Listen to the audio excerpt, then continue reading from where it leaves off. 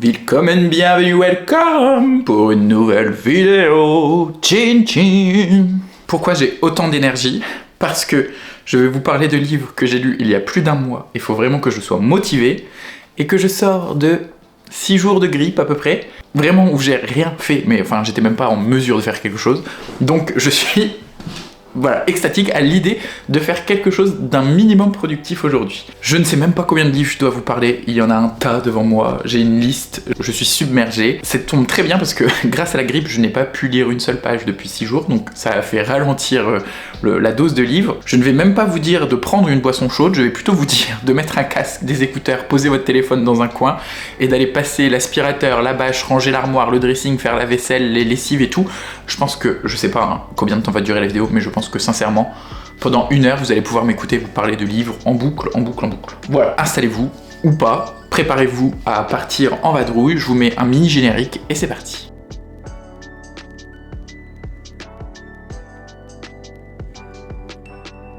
On va commencer par, je pense, un petit classique de la littérature, en tout cas un livre, je pense, qui est beaucoup plus connu côté américain qu'en France. Ça s'appelle Un dernier verre au bar sans nom de John Carpenter.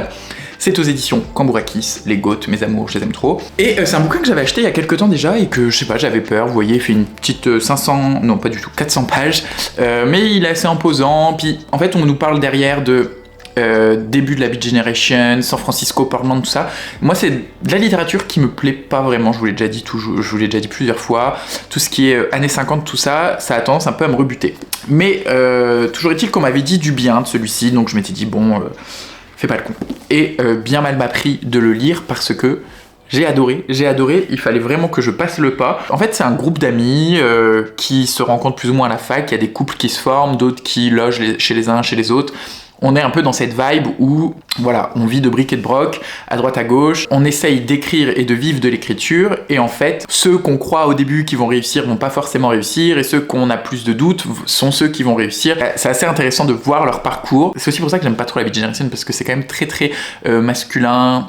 Les hommes qui écrivent, ce désir d'écrire, un peu torturé, machin, Jack Kerouac, etc.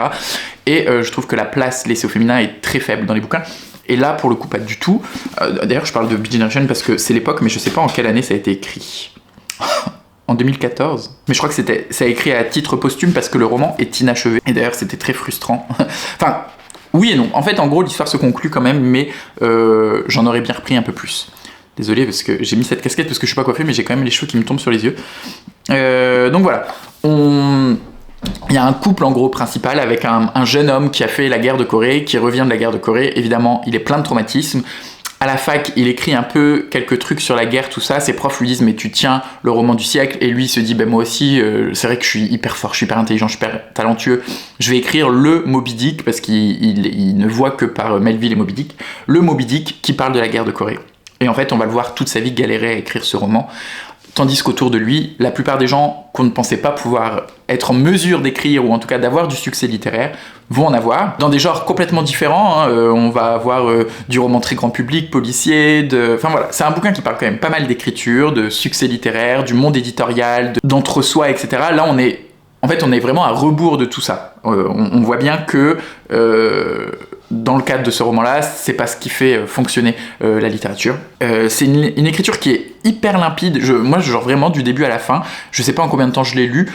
C'était dans ma période où je lisais beaucoup parce que j'étais en arrêt maladie. Mais j'ai lu très très vite, j'arrivais pas à le lâcher. Là où pareil, mais en fait, je fais un mauvais comparatif parce que je compare des bouquins des années 50, de la Beat Generation, et un bouquin qui traite de cette époque, mais qui n'a pas été écrit à cette époque-là. Mais en fait, voilà, ma tête n'arrive pas à dissocier les deux parce que j'ai vraiment un problème avec Sur la route, par exemple, de Kerouac. Hyper fluide, hyper entraînant, on est avec un groupe d'amis, moi c'est le genre de roman qui me plaît vraiment. J'ai ajouté tous les bouquins de John Carpenter dans ma pile à lire, j'ai hyper hâte de lire Sale temps pour les braves, je crois. Oui, c'est ça, Sale temps pour les braves. Ah oui, voilà, il y a quelqu'un, Jonathan Lethem, qui a fini le roman. Donc, de ce que j'ai cru comprendre, il n'a pas écrit beaucoup de choses, mais il a vraiment juste conclu le texte parachevé pour que on ait une fin assez acceptable, on va dire. Je sais pas la fin que j'aurais espéré, mais c'est une fin acceptable. Donc c'est quand même sur ce point-là frustrant. Mais une excellente lecture que je vous recommande, grave, et je pense que c'est même quasi sûr que c'est sorti en poche. Moi je l'avais acheté d'occasion sur Gilbert Joseph. Je sais pas pourquoi je parle d'accent américain, qui n'est pas du tout un accent américain. Et je m'enfonce en plus. Ensuite, j'ai lu un bouquin qui date, j'allais dire des années 70, mais c'est exactement ça, de 1978. Ça s'appelle Sorcellerie et contre-culture gay de Arthur Evans.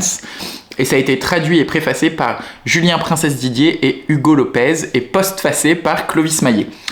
C'est important, je trouve, de citer dans le cadre de ce bouquin ces 3 personnes qui ont participé à la traduction, à la préface et à la postface, parce que c'est un texte des années 70, donc comme je vous le dis, de 1978, sur la contre-culture gay, la culture queer et un peu l'ésotérisme, etc. Et donc, j'en ai lu, je commence là à force d'en avoir lu pas mal des bouquins des années 70 qui parlent des mouvements contestataires, homosexuels, transidentitaires, lesbiens, etc. Enfin bref, tout le spectre LGBTQIA de l'époque en fonction de l'époque dans laquelle on est, l'appellation, choisissez la bonne appellation, quoi. Et donc c'est quand même un moment où parfois il y a des takes un peu éclatés, il y a des prises de position qui, forcément, en 40 ans ont évolué. Et donc, je dis, le travail de la préface et de postface et des notes de bas de page, de la traduction, etc. est hyper intéressant et hyper intelligent et hyper bien fait et surtout nécessaire pour contextualiser tout ça. Pour nous dire, voilà, ce qu'il dit, ce qu'il pense, c'est révélateur de l'époque.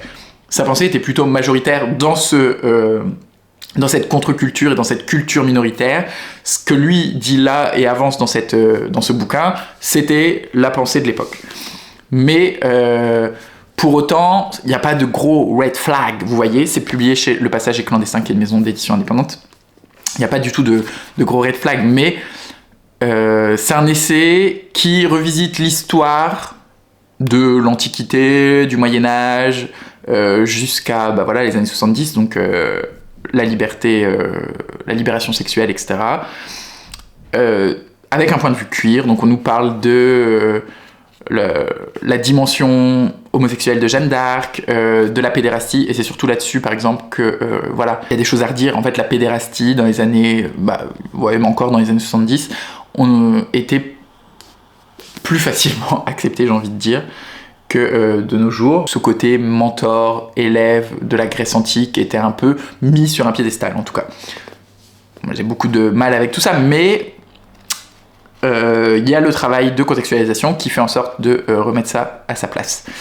Voilà, donc moi j'ai vraiment adoré lire ça et me plonger vraiment dans cette pensée de l'époque, parce que c'est ça le but de ce texte, c'est de voir à un moment donné dans l'histoire comment les homosexuels pensaient et comment ils ont réussi à réinventer l'histoire avec un grand H de façon LGBT. Et je vous dis, parce qu'on nous parle de sorcellerie, il y a un petit côté ésotérique qui est aussi propre à l'époque et à l'histoire. Je vous cherche. Ça me fait penser un peu à... je vous en avais parlé, Les pédales font leur révolution, un truc comme ça. J'ai oublié le titre, mais je pense qu'on est à peu près à la même époque. On est dans ce truc de retour à la nature. Si le Sermopois, qui est un auteur contemporain pour le coup, mais avec écologie déviante, vraiment cette notion de nature et de queerness. Et quand je vous dis ça, je tombe justement sur des dessins de plantes, etc. Donc voilà. C'est un essai qui est hyper intéressant, intelligent, et c'est dans une maison d'édition indépendante, donc je ne peux que vous le recommander. Ensuite, rapidement, je vous parle d'un petit recueil de poèmes que j'avais emprunté à la bibliothèque, qui s'appelle Second Souffle, et je crois que c'est de Arthur Scanu. Dans tous les cas, tout est écrit ici. C'est une commande du père de l'auteur, je crois, qui a une association pour des personnes souffrant de maladies respiratoires. Je crois que sa famille est touchée et que c'est pour ça aussi que l'association est née. L'association, je regarde ma review parce que je l'avais noté, ça s'appelle Respire Acteur. Ça accompagne les personnes souffrant de maladies respiratoires ainsi que leurs familles et les aidants. Donc voilà, ça a été une commande faite par cette association Respire Acteur auprès de Arthur Scanu, qui, comme je vous le dis, je crois, est touché de près ou de loin par la maladie. C'est fait pour organiser des ateliers autour, principalement dirigés vers les aidants, les familles de ces personnes souffrant de cette maladie, et pour libérer la parole, organiser vraiment des discussions autour de la maladie de leurs proches. Donc je trouve que c'est un bel objet déjà. Et pour le coup, c'est de la poésie qui est très simple. Je le dis pas méchamment, je veux dire que c'est très facile d'accès. Si vous n'êtes pas un grand lecteur de poésie, si le sujet des aidants vous intéresse, tout ça, je trouve que c'est très facile parce que c'est de la poésie qu'on comprend facilement, du fait qu'on a un cadre, qu'on a un contexte, qu'on sait de quoi on parle, qu'on sait où est-ce que l'auteur veut nous amener, et que, en fait, c'est aussi censé être un outil, ce recueil de poésie. Donc en tant que tel, je trouve qu'il fait très bien son travail. Ça sera pas le recueil de poésie que je vais aller rechercher dans ma bibliothèque, que je vais aller acheter, même parce que je l'avais emprunté, mais que je vais aller acheter, que je vais relire de temps en temps, etc. Non, parce que déjà, moi-même, je ne suis pas forcément touché. Dans ma famille, il n'y a pas un gros passif maladif, pas forcément respiratoire, mais dans le cadre dans lequel on aurait dû mettre en place des aidants, etc. Donc voilà, je suis un peu éloigné de ça pour le moment, et j'espère le plus longtemps possible. Mais c'est une belle œuvre, j'ai pris beaucoup de plaisir à le lire, et ça fait du bien aussi de lire ce genre de poésie parfois. Et même si c'est de la poésie qui parle de maladie, elle n'est pas du tout tragique, dramatique, fataliste. Je trouve qu'elle est pleine d'espoir et de lumière, et ça fait aussi du bien. Et ça, c'est nécessaire, d'autant plus que c'est censé être utilisé pour faire parler les familles, pour libérer la parole, tout ça. Donc il faut pas que ce soit un truc hyper lourdingue non plus. Ensuite, un texte dont j'ai très très hâte de vous parler. Je l'ai pas physiquement, je l'avais lu en e-book. Ça s'appelle Le Sud de Tash Ao. Je sais pas comment on prononce, Tash Ao, qui est un auteur qui est né à Kuala Lumpur et qui a vécu à Kuala Lumpur en Malaisie jusqu'à ses 18 ans et qui maintenant habite en Grande-Bretagne et qui écrit en langue anglaise. Il écrit pas en malaisien. Je me demande si on dit pas le malais. C'est un condensé en 300 pages de tout ce que j'aime. Voilà, à peu près. Donc, en gros, ça va être du coming of age, roman d'apprentissage, mais plutôt la version anglo-saxonne, où on n'est vraiment pas sur un temps long ou quoi que ce soit, mais où on va suivre un adolescent qui va grandir, qui va découvrir sa sexualité, l'éveil sexuel, l'éveil amoureux, l'éveil des sentiments, etc.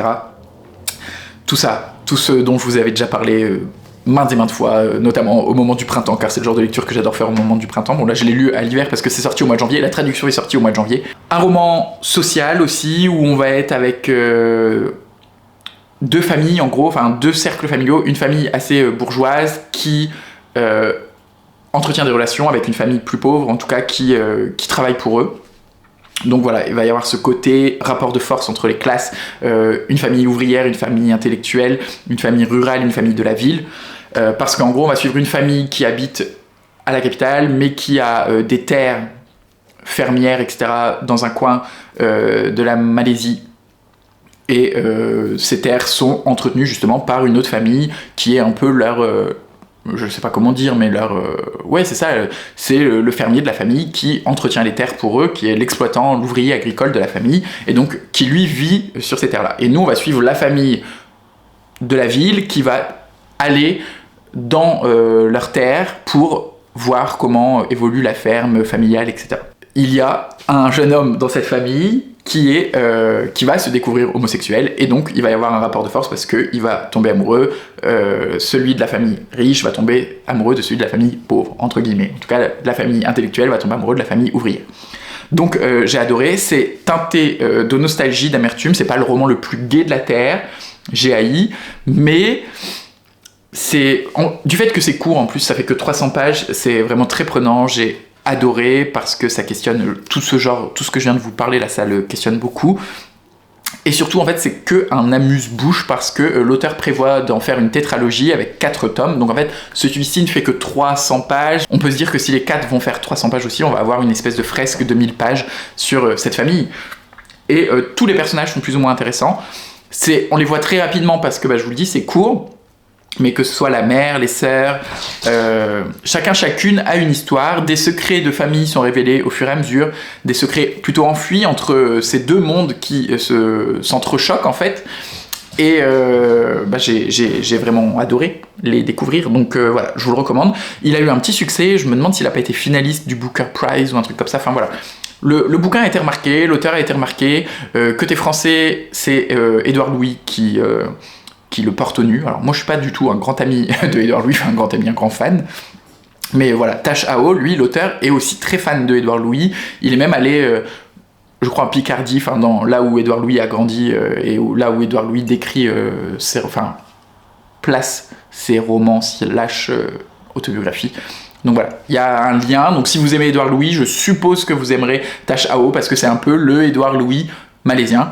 Mais je trouve que, parce que j'imagine qu'il y a vraiment une part d'autofiction là-dedans, je trouve que c'est beaucoup moins voyeur, aguicheur, coup de poing et un peu moins malveillant, parce que moi je trouve qu'il y a de la malveillance dans ce que fait Édouard Louis que chez Édouard Louis. Et pour l'instant, je suis plutôt fier de moi parce que grâce à mes avis lecture, j'arrive à me... C'est des bouquins là, je vous parle de livres que j'ai lus début voire mi-janvier et on est le 20 février. Donc ça fait plus d'un mois et j'en ai lu beaucoup entre temps. J'avais très très peur de patauger dans la semoule et pas du tout. J'avance plutôt bien, plutôt vite en plus.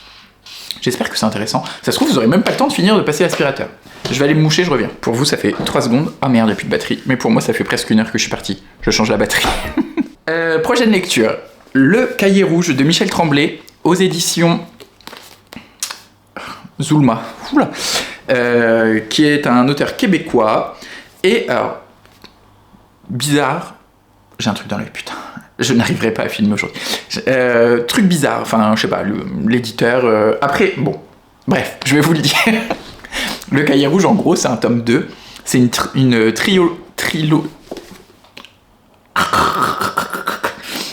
C'est une trilogie écrite par Michel Tremblay qui se compose de 3 cahiers.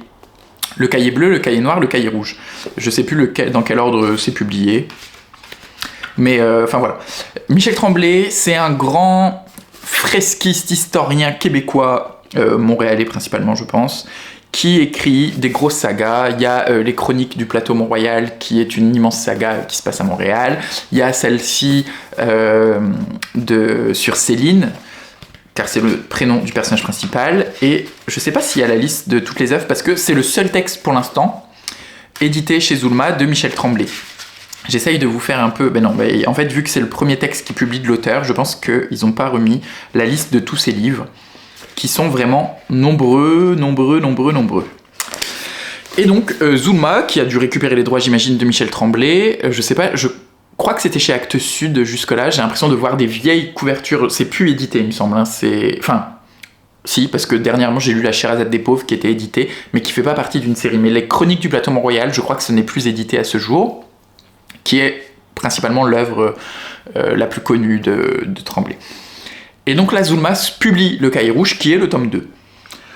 Et en fait, dans ces 3 cahiers, on va suivre le personnage de Céline, qui est une personne de petite taille, et on va la voir grandir.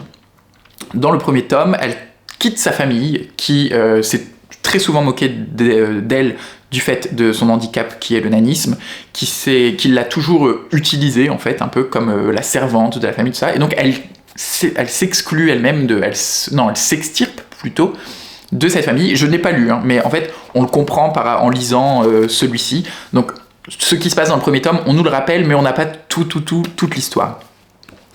Donc, elle part de sa famille et elle trouve un petit job dans un diner montréalais, pas très riche, voilà, dans un quartier un peu pauvre.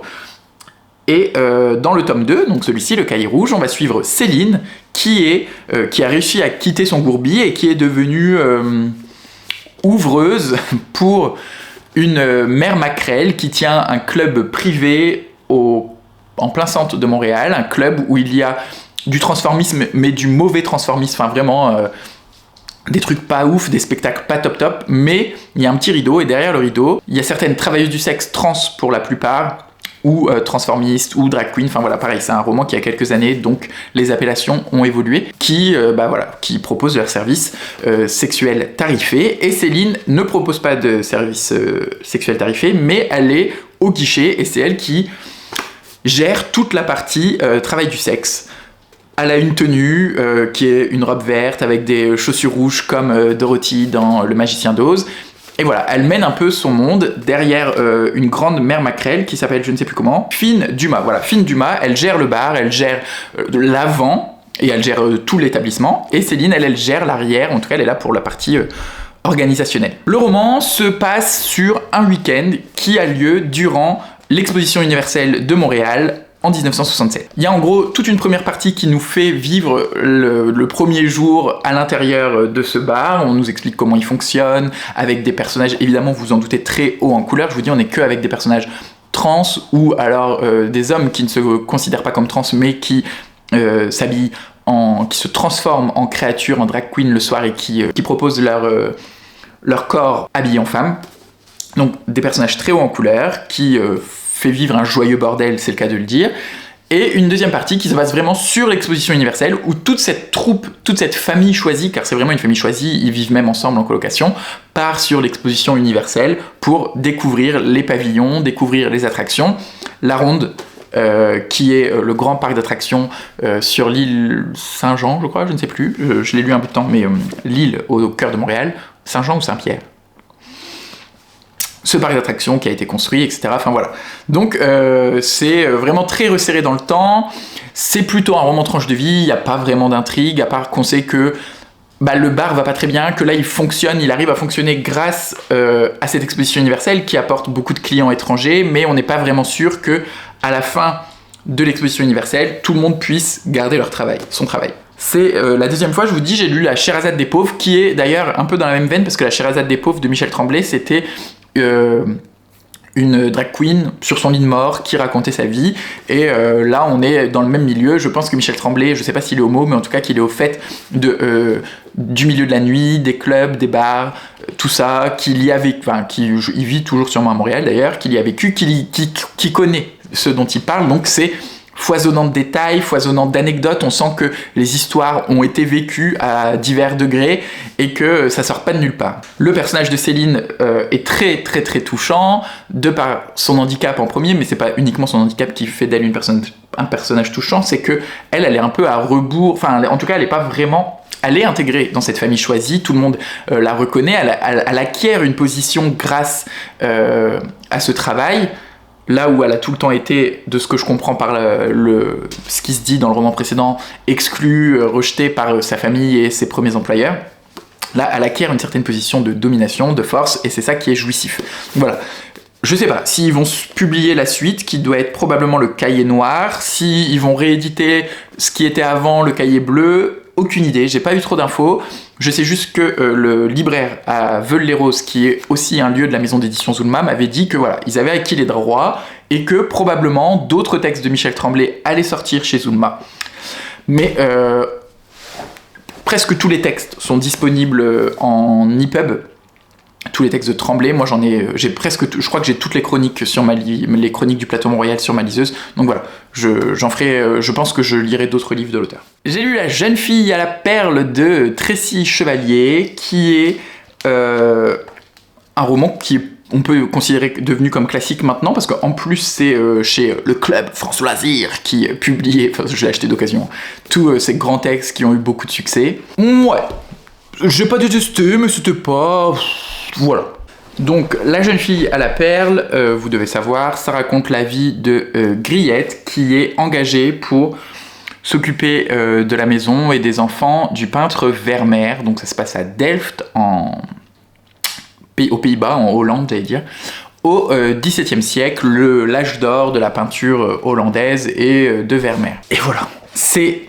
Je pense, alors je sais pas si historiquement c'est très exact et très vrai, machin, par rapport au contexte historique, par rapport à comment ils vivent et par rapport à Vermeer et à la vie de Vermeer. C'est en gros voilà, c'est pareil, c'est pas vraiment un roman où il y a une grosse intrigue ou machin, c'est un instantané de la vie du peintre et de cette servante qui vient d'une famille plutôt pauvre, qui aime beaucoup sa famille, sa petite sœur, ses parents, etc., qui pensait rester vivre avec sa famille et travailler avec eux, et qui au final, voilà, ils ont pas de fric, ils ont besoin d'argent, et le fait qu'elle aille vivre la semaine chez Vermeer et qu'elle revienne le dimanche leur permettent à tous de trouver un équilibre, parce que ils dépensent pas d'argent pour elle et elle ramène de l'argent le week-end. Sauf que dans cette maison, il y a l'épouse de Vermeer, la belle-mère de Vermeer, 6 enfants, et que c'est compliqué, et une autre servante qui s'occupe de la cuisine, du ménage, etc.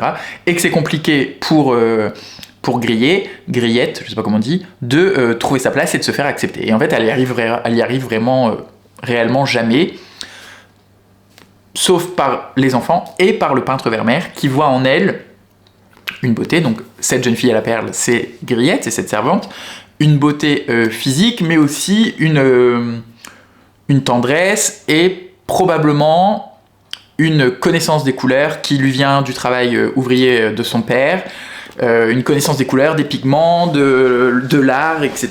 Et donc il va l'apprendre pour l'aider à travailler sur certaines de ses peintures. En tout cas, il va le faire de façon plus ou moins cachée, parce qu'elle le fera aux dépens de ses autres tâches ménagères, etc.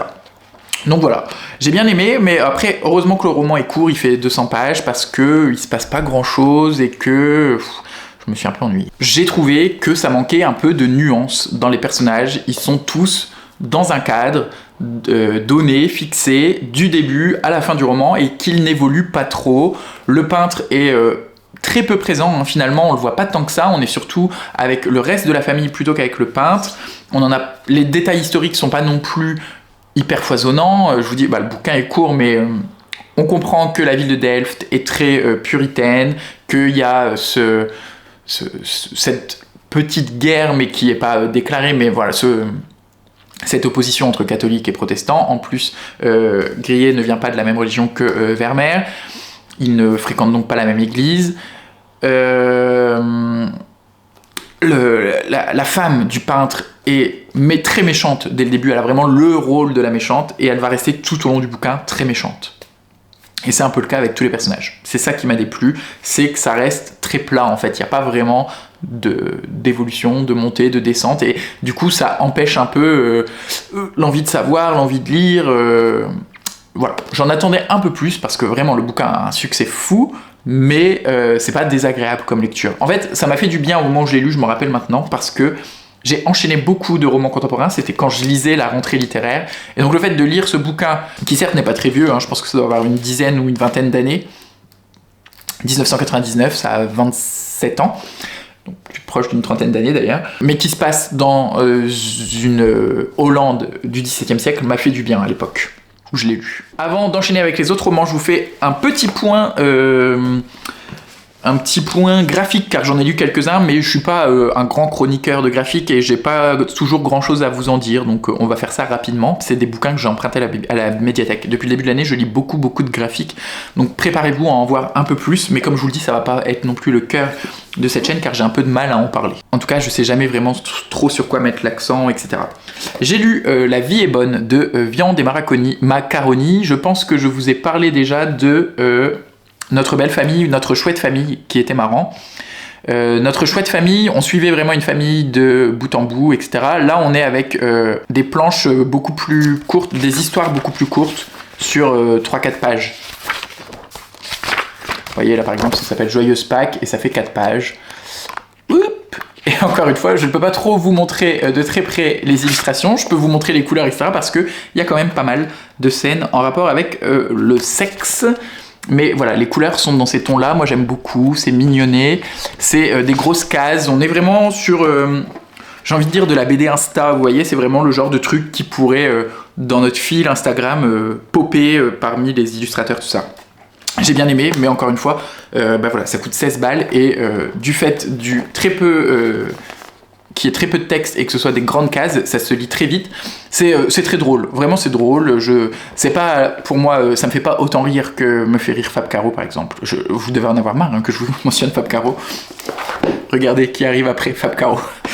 Au bout d'un moment, je vais avoir tout lu. Là, je commence vraiment à arriver au bout du bout, en tout cas de ce qui est disponible à la médiathèque. Donc vous inquiétez pas, il y en a plus pour longtemps. Mais voilà, c'est de l'humour, sexe, pipi caca. Mais j'aime bien. Vraiment, il y a quand même un style dans l'humour, et un style qui est peut-être un poil plus contemporain que l'humour de Fab Caro. Et en fait, de loin, je voyais pas ce que c'est, mais oui, c'est bien un cul que l'on voit ici. Et un peu pipi caca, voilà. Donc, je vous le disais, j'ai lu un Fab Caro qui est un peu plus vieux que ceux qu'on voit régulièrement passer, moins 20% sur l'esprit de la forêt. Et pour le coup, alors c'est une BD taille BD classique, donc c'est-à-dire 30-40 pages, je crois. Il n'y a pas le nombre de pages, mais il me semble que voilà, ça fait entre 30 et 50 pages, plutôt 50 pages. Entièrement en noir et blanc. On est vraiment dans un truc beaucoup plus classique en termes de présentation, avec des cases, de nombreuses cases par page, un peu plus de texte que peut-être en temps normal chez Fab Caro. On est vraiment dans le format classique de la BD. Et on est dans une histoire qui nous perd un peu. En gros, c'est Fab Caro qui essaye de raconter une histoire, mais qui en même temps est pris... On sent bien qu'on est dans sa tête, et qu'il n'arrive pas trop à écrire ou à dessiner parce qu'il est pris par tout ce qui l'entoure, tout ce qu'il doit faire. Donc parfois, le personnage se retrouve dans le Far West parce que il entend à la télé un dessin animé qui parle du Far West, et d'ailleurs le personnage ressemble un peu à Luke et Luke, notre cow-boy, notre fameux cow-boy. Et donc il y a une partie de l'histoire qui se passe au Far West, et en même temps il entend sa femme qui est en train de faire une liste de courses dans la cuisine. Donc le personnage est transporté dans un supermarché. C'est un peu dur sur la première moitié, je pense, de comprendre les liens entre eux, parce que en fait ils nous aident pas du tout, hein. Ils nous expliquent rien. Donc on est tantôt dans le Far West, après on arrive dans la forêt, puis on est au supermarché, ou des fois on est dans le Far West avec un cow-boy qui rencontre quelqu'un, mais en même temps il est en train de lire une liste de courses. Enfin voilà, l'absurde se fait plus dans les situations qui se mélangent plutôt que dans le texte, même s'il y a quand même des phrases qui me... Enfin, des BD, des planches même entières qui me font mourir de rire. J'ai encore envoyé à ma copine Cyrielle des tonnes de photos de ces pages, parce que à chaque fois que je lis Fab Caro, je pense à elle. On aime tant, elle et moi, cet humour totalement con et absurde. Et voilà, on voit le personnage de Fab Caro, enfin en tout cas d'un dessinateur et auteur de BD, à plusieurs reprises, et c'est plus ou moins l'histoire de la vie. Ensuite j'ai lu chez Sarbacane Rotunda de Candela Sierra, qui là n'est pas du tout une BD humoristique, c'est une BD qui, avec un trait assez reconnaissable encore une fois, vous voyez, c'est quand même très assumé je trouve, que ce soit par les couleurs ou par les traits. Donc on est dans une BD qui nous raconte une histoire de bout en bout, qui est assez conséquente, celle-ci, enfin assez conséquente, elle fait 150 pages, pour le doux prix de 22 €, c'est un peu cher, mais bon, c'est un beau travail. Et on va suivre une jeune femme qui se fait embaucher dans une entreprise de rond-point. C'est une entreprise qui crée des sculptures, des designs, des architectures pour les ronds-points en Espagne. Et en fait, très vite, elle se rend compte qu'il y a une ambiance un peu chelou, et son patron, qui a vraiment une gueule de fiac, vous voyez, c'est ce personnage. Autant tous les autres personnages ont des gueules plus ou moins normales, et le patron, il a vraiment quand même une gueule de con. On le voit souvent. Elle se rend compte que ce patron, il est un peu bizarre, un peu bête, sous le joug de son père qui gère plus ou moins de loin l'entreprise, qui est l'entreprise familiale, et que, voilà. Il y a une ambiance malsaine, et ça va être une BD sur les relations au travail, sur le burn-out, le harcèlement professionnel, les discriminations envers les femmes, le plafond de verre, etc. La domination masculine aussi. Donc voilà, c'est vraiment hyper sympa à lire, j'ai beaucoup aimé, j'ai pris beaucoup de plaisir à lire cette BD. J'étais en colère, j'étais enfin vraiment dans l'ère de MeToo, tout ça, on est pile dedans. Je sais pas de quand ça date, ils l'ont acquéri en 2025 à la médiathèque, et ça a été publié en 2025. Donc c'est une BD de l'année dernière. Ah oui, donc c'est assez récent. Enfin voilà. J'ai bien aimé. Je crois que l'autrice est espagnole. Oui, traduit de l'espagnol par Louise Cabane. Mais qu'elle habite en France maintenant, ou en Belgique peut-être. Elle a fait des études en Belgique, je sais plus. Mais en tout cas, elle a tourné autour d'Angoulême, mais un peu comme tous les auteurs et dessinateurs de BD. Et c'est pas dénué d'humour non plus. Il y a quand même un contexte lourd, un contexte professionnel, etc. Un beau reflet de la société, de la Startup Nation. Enfin, voilà, on est vraiment dans cette entreprise qui se veut un peu agile, on travaille tous ensemble autour de la table, chacun a le droit de donner son idée, mais en fait, c'est surtout les idées des hommes qui sont retenues, etc. Et ça démonte tout ça. Donc, évidemment, j'ai bien aimé. Et la dernière BD, alors là, pour le coup, c'est rare, et c'est une BD que j'ai pas trop aimée. Ça s'appelle « Il y a longtemps que je t'aime » de Marion Spénal. Alors, oui, je trouve la BD absolument magnifique. J'ai adoré les couleurs. Oh, putain, mais à chaque fois, vous allez dire, je dis que des BD de cul, parce que j'allais vous montrer une très belle double page, mais en fait, il y avait une scène de fellation. Voilà, les couleurs, ça fait penser à du riso, vous savez, cette technique d'impression hyper fluo, etc., qu'on voit beaucoup revenir, qui est très à la mode de nos jours, dans tout le travail graphique autour de l'impression, etc. Mais on est vraiment avec des très beaux aplats de couleurs, où il y a des nuances et des différences dans le graphisme qui sont très folles et très belles. Et à part ça, malheureusement, je dois avouer que j'ai été assez rebuté par l'histoire. J'ai mis que 3 étoiles, mais peut-être j'aurais pu en mettre 2. Il y a des choses qui m'ont plu, et un gros truc qui m'a vraiment malaisé, qui m'a mis mal du début à la fin de la lecture. Et à la fin, en fait, je saurais pas dire si ce truc de mal à l'aise et de cringe est assumé, compris par l'autrice, ou si voulu par l'autrice même. En gros, on va être avec une femme âgée, je pense qu'elle a une 60aine d'années, qui fait une croisière avec son mari, et le bateau s'échoue, et donc elle fait naufrage sur une île déserte. Donc voilà, la vieille femme fait naufrage sur cette île déserte, et ça va être le moyen pour l'autrice, dessinatrice, de parler justement de la vie de couple passé un certain âge, la vie de couple mûr, mature, qui a vécu toute sa vie ensemble, etc.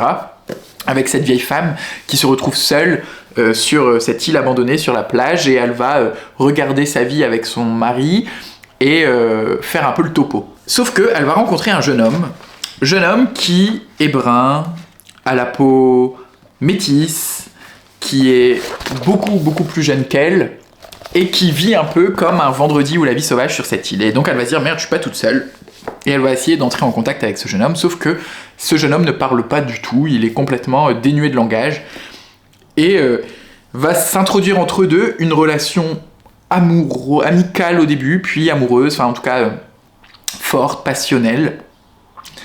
Et c'est ça qui m'a mis mal à l'aise, parce qu'il y a un peu cette position fétichisante de la vieille femme blanche qui rencontre un jeune homme métis. On sait rien de lui vu qu'il ne parle pas, mais qui va prendre un peu la position de je vais t'apprendre à parler, presque une position un peu colonisatrice, vous voyez, surtout dans ce contexte d'île déserte, vierge, etc.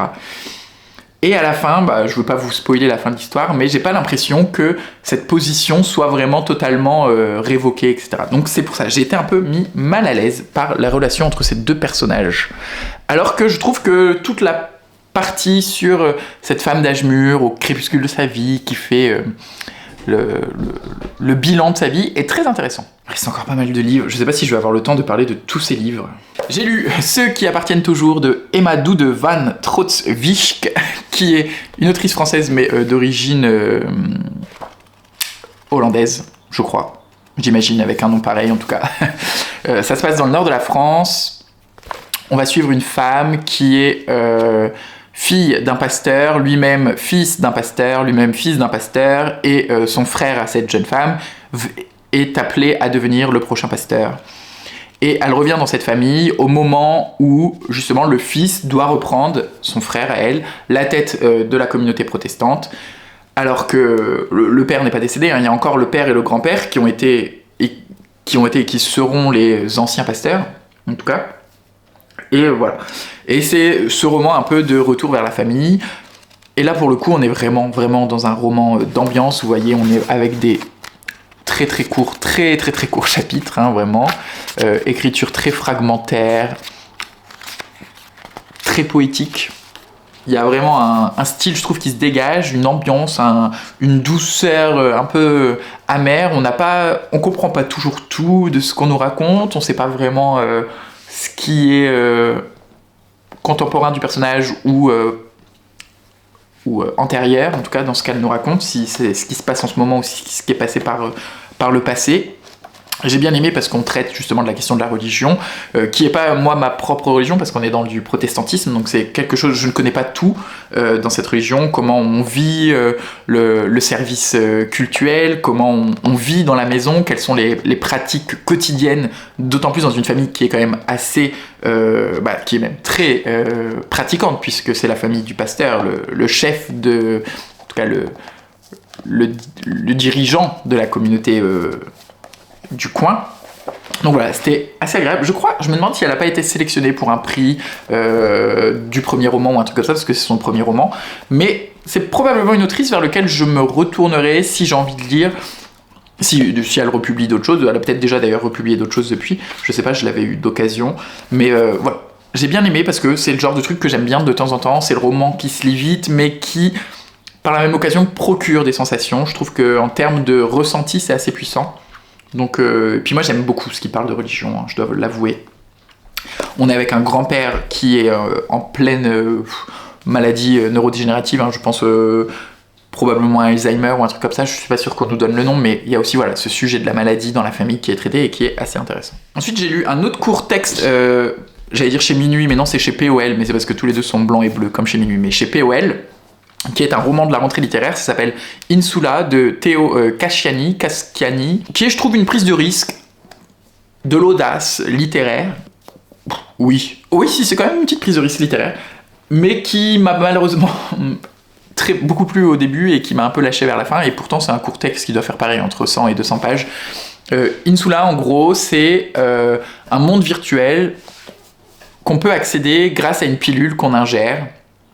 Et ces pilules traînent pas mal dans les milieux festifs, dans les soirées, dans les orgies aussi. Enfin voilà, on est un peu avec ce milieu de la drogue, dans le milieu de la fête. C'est interdit, c'est clandestin, mais ça tourne beaucoup. Et lors d'une soirée, le narrateur, Théo, va assister à la mort de quelqu'un qui fait plus ou moins une overdose de ça. Et voilà. En gros, c'est un roman hyper flou où on joue avec les codes de la réalité. Si vous aimez vraiment les trucs de monde virtuel, monde alternatif, ça peut vous plaire. Parce que c'est ce que l'auteur fait, il essaye de nous perdre, de nous emmêler entre le réel et le virtuel. Et bon, du fait que cette pilule est interdite et qu'en plus il y a un mort, il y a une espèce d'enquête, une petite course-poursuite, machin, et en même temps le narrateur perd son père, donc il doit quitter Londres pour retourner à Paris au chevet de son père. Donc voilà, il y a un petit côté road trip, j'ai envie de dire. Mais moi, c'est pas du tout... En fait, je le savais, hein, quand j'ai commencé le livre, c'est pas un thème, le truc de monde virtuel, de machin, de réalité augmentée, tout ça, c'est pas du tout un truc qui m'attire. Je suis pas vraiment un grand fanat de science-fiction non plus, donc c'est vrai que j'ai été un peu enfin ouais, je suis resté sur le côté à la fin, d'autant plus qu'à la fin on nous perd vraiment beaucoup, l'auteur s'enfonce dans ce côté virtuel et réalité, donc ça m'a perdu. Puis il y a quand même un petit côté, j'avoue, mais c'est pour ça que je dis c'est une prise de risque littéraire, parce que pour pas être méchant, je veux dire ça se touche un peu en écrivant, quoi. Voilà. Mais c'est pas inintéressant. Ouais, ça fait 160 pages d'ailleurs, tiens, je viens de le voir là. 160 pages, voilà. C'est pas inintéressant, mais moi, c'est pas à mon goût de plus. Après, la question du deuil du père est plutôt bien traitée, si c'est un sujet qui vous parle. J'ai trouvé que c'était plus couillu au début que sur la fin, où ça tombe un peu dans cette facilité de, justement, je perds le lecteur en étant assez flou dans ce que je parle et en parlant de trucs dont on comprend pas trop. Bah, c'est facile, tu vois, je trouve. Ça nécessite peut-être... Enfin, je sais pas, mais pour moi, ça nécessite moins de travail, parce qu'on se dit un peu, bon, bah, de toute façon, ils vont rien comprendre. Voilà. Ensuite, c'est la maison d'édition qui m'a contacté pour me proposer ce texte, et j'ai accepté parce que je connaissais pas du tout la maison d'édition. J'ai fouillé, ça a l'air d'être une maison d'édition indépendante qui édite très peu, parce que, en gros, j'ai l'impression que c'est un peu édité à la commande. Ça s'appelle Les Bonnes Feuilles, et le recueil que j'ai lu, moi c'est un recueil de poésie, s'appelle Amour étranger, désir migrant. C'est écrit par Daniel Manzoni, qui est un auteur italo-brésilien. Et la maison d'édition me l'a proposé parce que elle m'a entendu dire que je cherchais de l'indépendance dans mes lectures, enfin des maisons indépendantes, donc pour le coup ils doivent l'être. Et parce que aussi c'est un roman qui parle d'homosexualité, donc évidemment enfin pas un roman, un livre, un recueil, donc évidemment moi ça m'intéresse.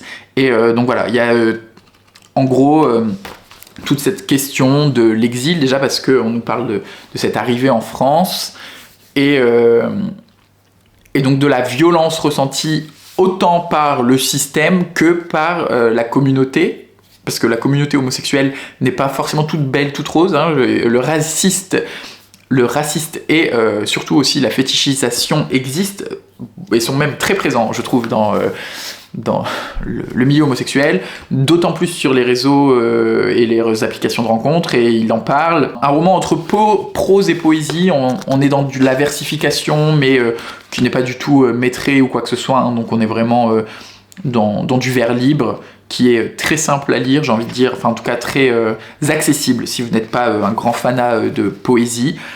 J'ai bien aimé. Par contre, c'est vrai que c'est très très court. Il y a 1, 2, 3, 4, 5, 6, 7, 8, 9, 10, 11, 12, 13 poèmes, et ça fait 50 pages. Donc après, les recueils de poésie sont souvent très courts, et puis c'est peut-être pas plus mal aussi parce que des gros recueils, c'est un peu indigeste à la lecture. Là, pour le coup, c'est très facile de le lire plus ou moins d'une traite. Donc voilà, Les Bonnes Feuilles. Je vous invite à aller jeter un œil sur le site de la maison d'édition.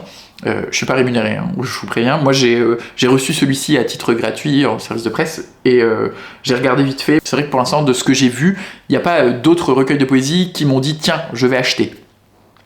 Mais sachez que cette maison d'édition existe et fait un travail de recherche d'auteurs, publie pour le coup des auteurs racisés, des auteurs en position de minorité par rapport à leur orientation sexuelle, donc c'est quand même important. Est-ce que j'ai autre chose à dire à propos de ce roman? Non. Ce recueil? Non, je crois pas.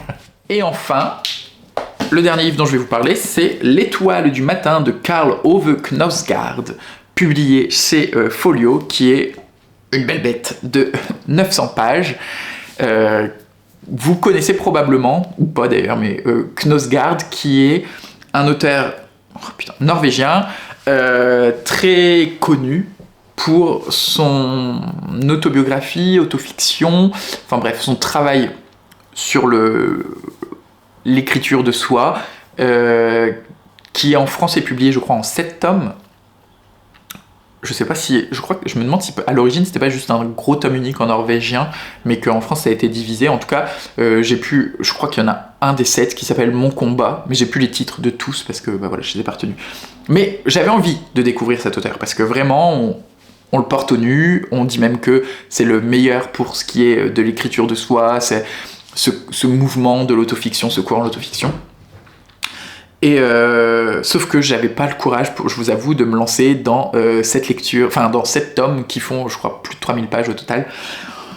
Je pense qu'il sait pas écrire des livres courts parce que voilà, celui-ci en fait 900. Et en plus, j'ai cru comprendre que, alors ça peut se lire en stand-alone, en tome unique, mais qu'il y a quand même une trilogie, en tout cas il y a au moins 3 textes de l'auteur qui parlent plus ou moins de la même chose.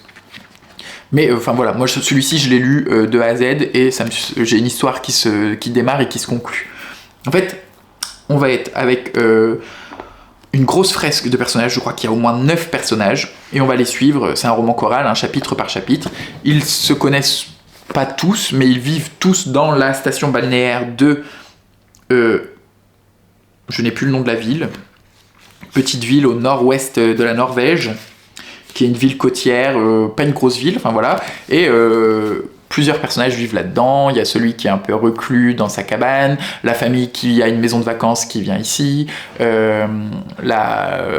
l'infirmière psychiatrique qui a du mal à joindre les deux bouts, qui héberge sa mère souffrante et sa fille, etc. Enfin voilà, galerie de personnages hyper diversifiés, avec des quotidiens et des réalités très fortes, et c'est ça, c'est un roman du quotidien. C'est un roman dans lequel on va suivre tous ces personnages et qui ont tous une mini-intrigue. Certaines vont se recouper les unes entre les autres. Certains personnages vivent les uns d'un côté des autres, sont voisins, se connaissent de loin ou quoi. Un soir, ou un matin, ils vont se réveiller. Enfin bref, un moment, une énorme étoile va apparaître dans le ciel et va rester là plusieurs jours.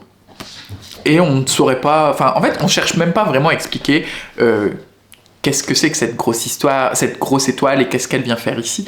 Mais c'est un peu le fil rouge de tout le roman. Et justement, c'est cette grosse étoile du matin qui apparaît dans le ciel, qui apparaît dans au moins un ou deux autres romans de l'auteur. Donc c'est pour ça que je vous dis, c'est peut-être... En fait, il y a 2-3 trucs qui sont pas résolus. Je sais pas si c'est résolu dans les autres bouquins, mais le fait que ce soit pas résolu, je pense, n'empêche pas l'appréciation du roman. Et c'est aussi un roman dans lequel il faut accepter justement de pas tout comprendre. Je pense que c'est un roman qui est un roman à clé, qui est un peu cryptique, et je pense que moi-même j'ai pas tout compris en termes de philosophie. Il y a beaucoup de passages philosophiques, et même toute la fin du texte et une retranscription d'un roman d'un texte, d'un essai philosophique qu'écrit un des personnages sur la mort, justement. Donc il y a toute cette question de la fin de vie qui est assez importante, de la mort, de qu'est-ce qui se passe après la mort et machin. Et toute la fin du texte, donc c'est-à-dire quasiment 70 pages, est un extrait de cet essai sur la mort. Et donc voilà, je vous dis, c'est un roman qui est à clé, où... on peut pas avoir, je pense, toutes les refs. Philosophie, moi, c'est sûr, parce que je suis une mère Enfin, vraiment, ça m'intéresse pas la philosophie, donc voilà. Mais même théologique. Et pour le coup, là, je m'y connais un peu plus, mais je pense que je m'y connais pas suffisamment pour avoir tout compris. Peut-être, il y a, je pense, pas mal de références bibliques, de personnages de la Bible. Peut-être même certains personnages qui incarneraient des espèces de transcriptions de personnages bibliques, etc. Mais c'est tellement facile d'accès, je trouve. Enfin, faussement facile d'accès peut-être, mais on est tellement pris dans le quotidien de ces personnages, dans leur psychologie qui est creusée, dans dans leur travail, dans leurs relations interpersonnelles, etc., que on peut oublier ce côté philosophique, théologique, cryptique, machin. Peut-être un peu moins sur la fin, mais en tout cas sur le début. Donc voilà, je sais pas vraiment dire si j'ai aimé, adoré ou quoi, parce que j'ai pas tout compris et je pense que j'ai consciemment mis de côté toute une partie du texte en me disant je sais que cette partie-là, elle n'est pas forcément faite pour moi et c'est pas ce qui va me rester de façon du bouquin. Je vais plutôt en garder les personnages, comment ils vivent, comment ils sont décrits, comment ils interagissent les uns avec les autres, plutôt que la partie un peu plus mystique. Donc, est-ce que je peux dire que c'est un big roman que j'ai adoré, alors que, naturellement, j'ai mis une partie du texte, en tout cas probablement un truc que l'auteur voulait faire passer de côté, je sais pas. Mais ça m'a pas déplu, je l'ai lu plutôt rapidement, j'ai été pris dedans, j'étais intéressé par les personnages. Alors c'est un peu compliqué, Bergen, la ville, voilà, j'ai eu un flash, c'est la ville de Bergen en Norvège. Les personnages sont assez différents les uns des autres, et voilà, donc j'ai bien aimé. Eh bien, vu que j'ai fait 1000 pauses pour tourner la vidéo, je ne sais pas à l'heure actuelle combien de temps elle fait. Peut-être qu'à mon avis elle fait 1 heure. J'espère que ça vous a plu. Là on est à peu près en phase niveau lecture. Je crois que vu que j'ai vachement ralenti la lecture au mois de février, je regarde mon Goodreads en même temps, si j'ai quand même lu pas mal de trucs en attendant. J'ai quelques romans à vous parler, donc voilà. Un point lecture de février qui sera probablement beaucoup plus court que ces 2 derniers points lecture, parce que là, cette vidéo plus la vidéo précédente que vous avez vue il y a déjà un moment, sont toutes mes lectures du mois de janvier, donc ça fait un paquet. En attendant, j'espère que vous n'avez pas chopé la grippe ou je ne sais quel microbe, parce que vraiment, je ne vous le souhaite pas, parce que c'était horrible quand moi je l'ai eu la semaine dernière. Et je vous souhaite d'excellentes lectures, d'excellentes découvertes, et d'être heureux.